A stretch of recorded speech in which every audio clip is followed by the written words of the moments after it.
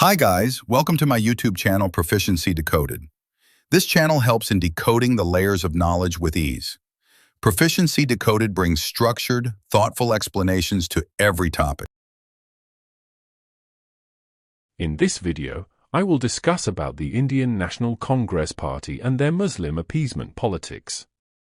The Indian National Congress shares a special relationship with Muslims and Muslim appeasement, favoring communal concessions, separate laws, and minority-centric politics. This is argued to have reinforced religious divides and hindered efforts at national integration, privileging temporary electoral advantages over long-term unity. I will first explain about pre-independence Muslim appeasement done by the Indian National Congress, then move on to explain the post-independence Muslim appeasement done by the same party. I will next explain the differential treatment of Hindus and Muslims carried out by Indian National Congress and finally conclude by discussing about the secularism in Hindu versus Muslim context. The Congress Party's special relationship with Muslims traces back to its formative years. A pivotal moment occurred at the Fourth Congress session in Allahabad in 1888 under President Badruddin Hussain Tayabji. An official resolution was passed, stating, "The Congress shall not discuss any fresh subject or pass any fresh resolution which the Hindu or Mohammedan delegates as a body oppose unanimously or nearly unanimously." This resolution effectively granted Muslims veto power over Congress policies, regardless of their numerical strength within the organization. The Lucknow Pact of 1916, institutionalizing separate representation. The Lucknow Pact of December 1916 marked a watershed moment in Congress-Muslim relations. This agreement between the Indian National Congress, led by Bal Gangadhar Tilak, and the All India Muslim League, represented by Muhammad Ali Jinnah, established several crucial precedents like separate electorates for Muslims in provincial council elections, weightage in Muslim favor beyond their population proportions in all provinces, 1/3 representation for Muslims in the Imperial Legislative Council, communal veto powers. No bill concerning a community could be passed if opposed by 3/4 of that community's members. This pact established the Congress Party's acceptance of communal representation as a legitimate political principle, setting a precedent that would influence Indian politics for decades. The Khilafat movement, that happened between 1919 to 1924, represents perhaps the most significant example of Congress's early Muslim appeasement strategy. When Turkish Sultan's caliphate was threatened after World War I, Indian Muslims launched the Khilafat movement to preserve the Ottoman Empire and the institution of caliphate. Mahatma Gandhi saw this as an opportunity to unite Hindus and Muslims against British rule, in the backdrop of Jallianwala Bagh massacre and the Rowlatt Act. In 1920, Gandhi became a member of the Central Khilafat Committee and linked the Khilafat cause with his non-cooperation movement. This decision had profound consequences. Gandhi prioritized Khilafat concerns over Swaraj, stating, "I would gladly ask for postponement of Swaraj activity if thereby we could advance the interest of the Khilafat." Moplah rebellion in Kerala in 1921. The movement was deeply entwined with support for the Khilafat, an international Islamic cause, and anti-British colonial sentiments. Long-standing tension between Muslim peasants, the Moplahs, and Hindu landlords zamindars, formed the local backdrop. The Moplahs accused Hindus of economic oppression. What began as a peasant revolt quickly became intertwined with communal hostility. Thousands of Hindus, including landlords and commoners, were murdered. Victims were often beheaded, and their bodies dumped in wells.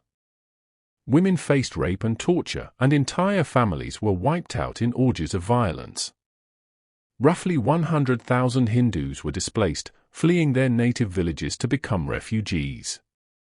Thousands were forcibly converted to Islam at sword point. Over 300 temples were destroyed or desecrated, some converted into mosques, goddess idols were broken and destroyed.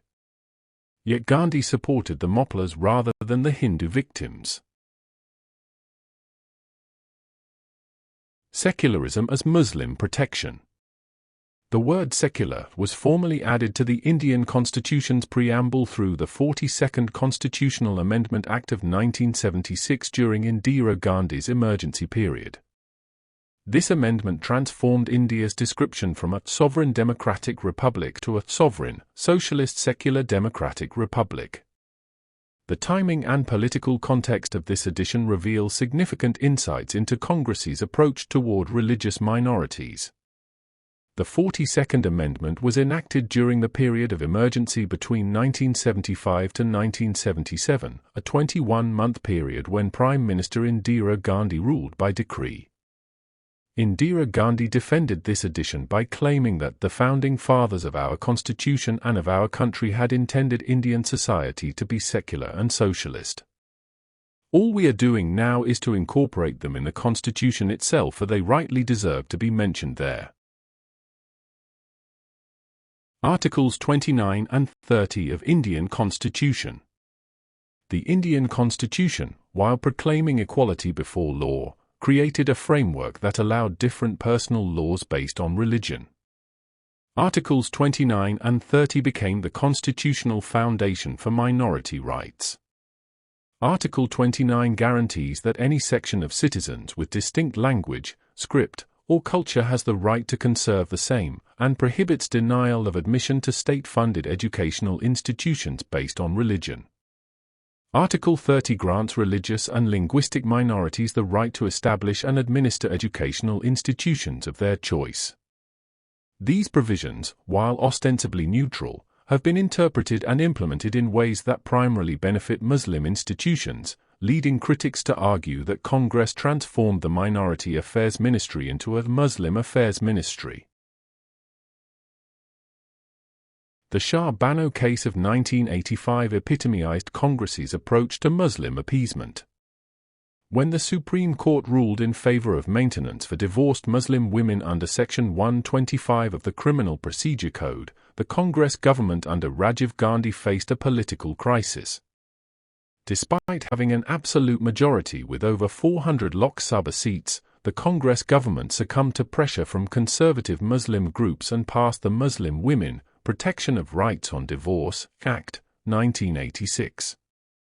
This act overturned the Supreme Court judgment, limited maintenance to the 90-day IDAP period, denied Muslim women rights available under secular law, prioritized communal politics over women's rights. The decision was criticized across the political spectrum, with even some prominent Muslims opposing it. The act demonstrated how Congress was willing to sacrifice women's rights for Muslim vote bank politics. One of the most glaring examples of Congress's preferential treatment of Muslims lies in its approach to personal law reforms. The party undertook comprehensive reform of Hindu personal laws while leaving Muslim personal laws largely untouched.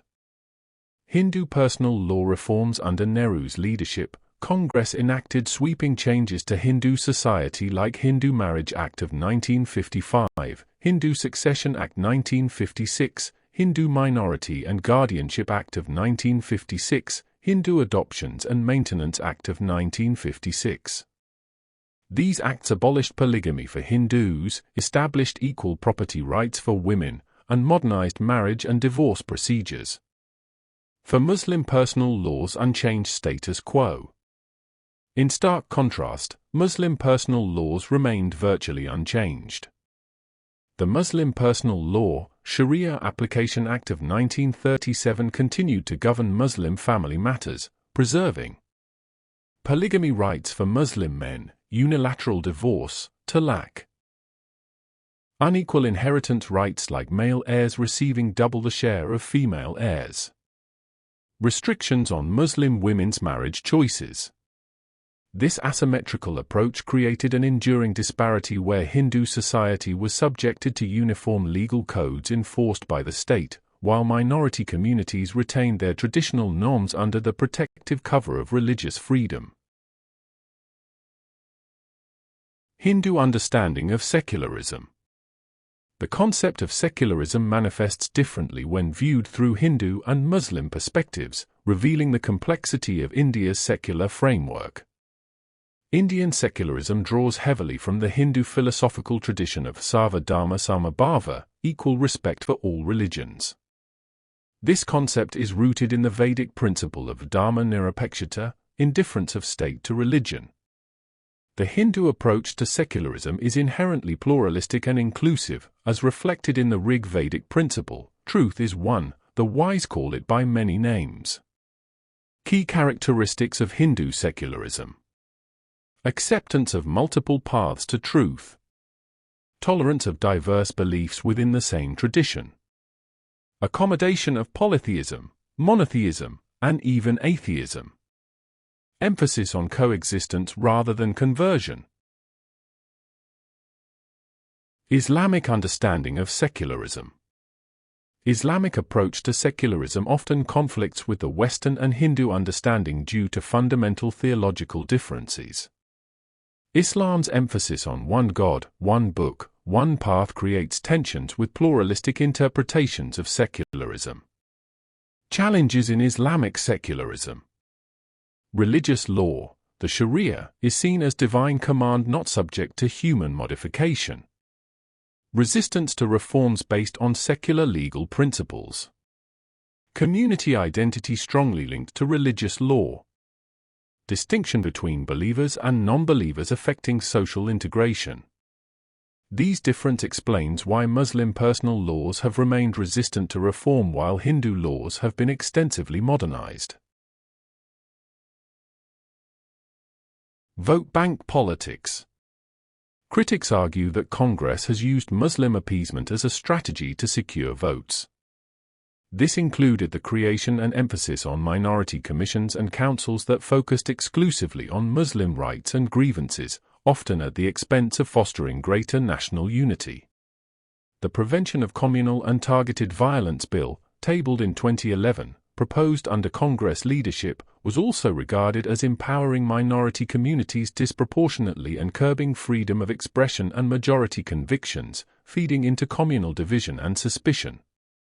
Critics claim the bill is excessively focused on protecting minorities, and its definition of group excludes the majority community, potentially rendering only minorities as victims and majority as perpetrators in many cases.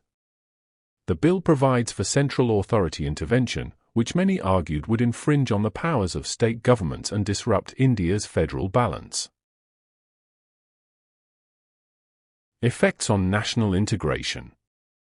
Rather than encouraging Muslims to share national aspirations and integrate into the mainstream, Congress Party's approach is seen as pampering divisive tendencies. This has led to resistance to integration, and in some views, perpetuated a sense of alienation and superiority among sections of the Muslim community, a stance that undermines social cohesion. Other minorities in India, such as Jews, Christians, and Zoroastrians, integrated without special political concessions. The persistent minorities, focused largely on Muslims, is viewed as an obstacle to genuine national unity. The Congress Party's historical and contemporary approach to Muslim appeasement, favoring communal concessions, separate laws, and minority-centric politics, is argued to have reinforced religious divides and hindered efforts at national integration, privileging temporary electoral advantages over long-term unity. Thank you for your time and support. Please subscribe to my channel for such informative and explanatory videos on different topics.